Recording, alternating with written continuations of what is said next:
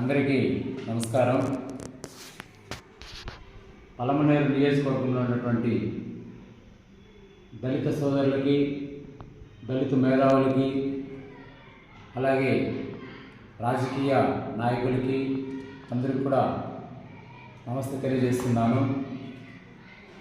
స్వతంత్రం వచ్చి దాదాపు 76-77 సంవత్సరాలు కావస్తున్న దళితుల పట్ల ఇంకా వివక్ష కొనసాగుతూనే ఉంది. ఇది చాలా దారుణం. మొన్నటికి మొన్న పుత్తూరు రూరల్ గ్రామం అనేటువంటి గొల్లపల్లి గ్రామంలో దళితుల్ని గుడికి రానియకుండా తాళం వేసినటువంటి ఘోరమైనటువంటి ఒక అంశం అక్కడ జరిగింది.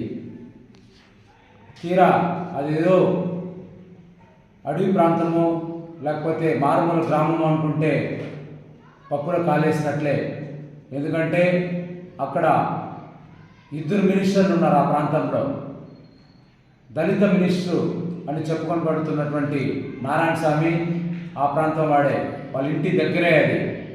అలాగే ఇంకొక మినిస్టరు రోజా గారు, ఆ నియోజకవర్గంలోనే ఈ యొక్క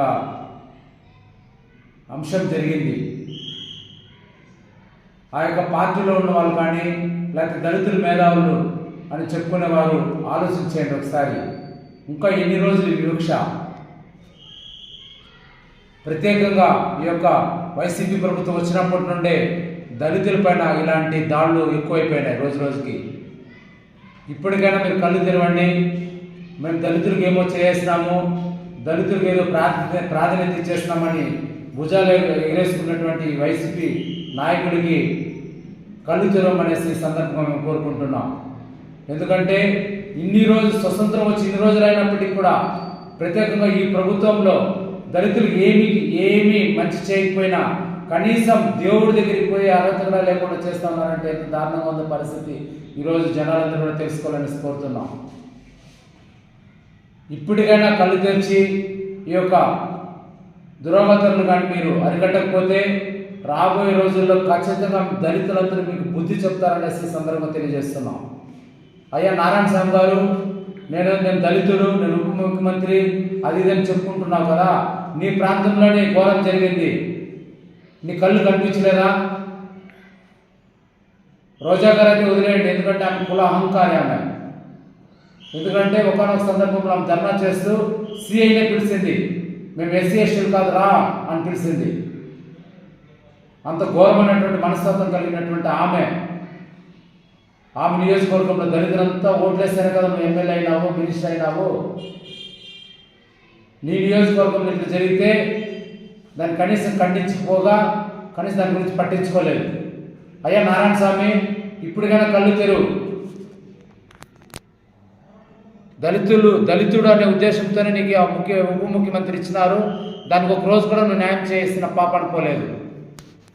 ఇకపోతే చాలామంది ఆ యొక్క వైసీపీ పార్టీలో ఉన్న దళితులు మా జగన్మోహన్ రెడ్డి మాకు ఏమో చేసేసినాడు ఏమో చేసేసినాడు అంటారు. ఇది నీ ఆయన చేస్తూ ఉండేది. కాబట్టి ఇప్పటికైనా ప్రభుత్వం కళ్ళు తెరిచి ఇలాంటి అంశాలు ఏది జరగకుండా దళితులకు రక్షణ కల్పించాలని కోరుకుంటున్నాము. అలాగే అధికారులు కూడా విజ్ఞప్తి చేస్తున్నాం.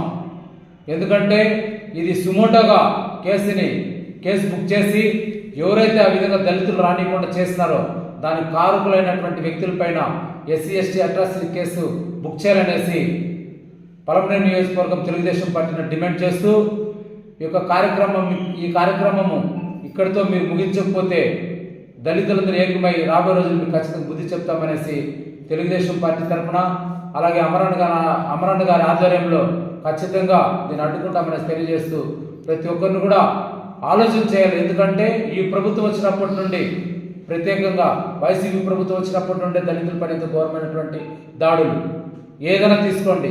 ఎందుకంటే ఇప్పటికే చాలాసార్లు చెప్పాం, డాక్టర్ సుధాకర్ మొదలుకొని మొన్నటి అచ్చన్న వరకు ఇంకా ఈ మధ్యలో చాలామంది అవమాన పాలైనారు, దెబ్బలు తిన్నారు, చనిపోయినారు.